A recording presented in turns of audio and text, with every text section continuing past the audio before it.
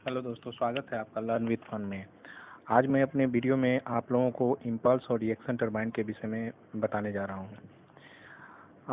दोस्तों, हम लोग जानते हैं कि टरबाइन मोस्टली पावर जनरेशन में यूज होता है।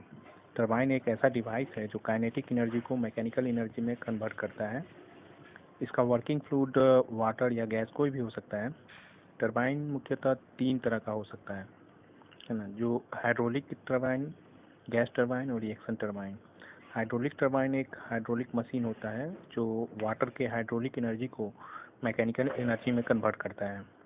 ये डैम या वाटर के रिजर्वॉयर के नज़दीक इंस्टॉल किया जाता है। गैस टरबाइन कंप्रेस्ड एयर का इस्तेमाल करता है और काइनेटिक एनर्जी को मैकेनिकल एनर्जी में बदलता है।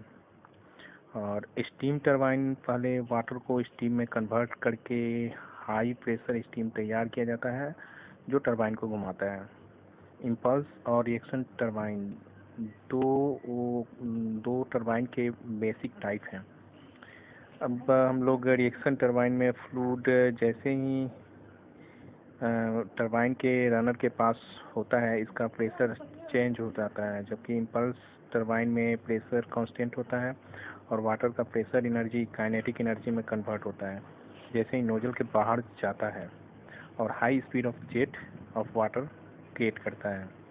दोस्तों, अब हम लोग इम्पल्स टरबाइन और रिएक्शन टरबाइन में क्या बेसिक डिफरेंस है इसके विषय में बात करते हैं।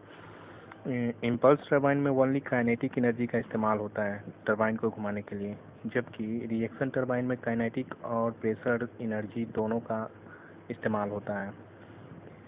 इम्पल्स टरबाइन में वाटर नोजल के थ्रू फ्लो करता है और ब्लेड से टकराता है, जबकि रिएक्शन टरबाइन में वाटर को गाइड करने के लिए गाइड ब्लेड होते हैं जो वाटर को टरबाइन के ब्लेड के ऊपर पहुंचाता है। वाटर का इम्पल्स टरबाइन में वाटर का सारा प्रेशर एनर्जी काइनेटिक एनर्जी में कन्वर्ट हो जाता है टरबाइन के वेन से टकराने के पहले। कि रिएक्शन टरबाइन में प्रेशर एनर्जी चेंज नहीं होता वेन से टकराने के पहले। इम्पल्स टरबाइन में वाटर का प्रेशर चेंज नहीं होता है कि रिएक्शन टरबाइन में वाटर का प्रेशर वेन से टकराने के बाद कम हो जाता है। इम्पल्स टरबाइन में केसिंग का कोई हाइड्रोलिक फंक्शन नहीं होता क्योंकि इसमें प्रेशर एटमॉस्फेरिक होता है, जबकि रिएक्शन में केसिंग बहुत ज़रूरी होता है क्योंकि टरबाइन के इनलेट का प्रेशर बहुत ज़्यादा होता है आउटलेट से और इसे एटमॉस्फेरिक प्रेशर से बचाने के लिए सील किया जाता है। और इम्पल्स टरबाइन में large head and lower flow rate के लिए ज़्यादा सूटेबल होता है। पेल्टन व्हील इसका एक अच्छा उदाहरण है।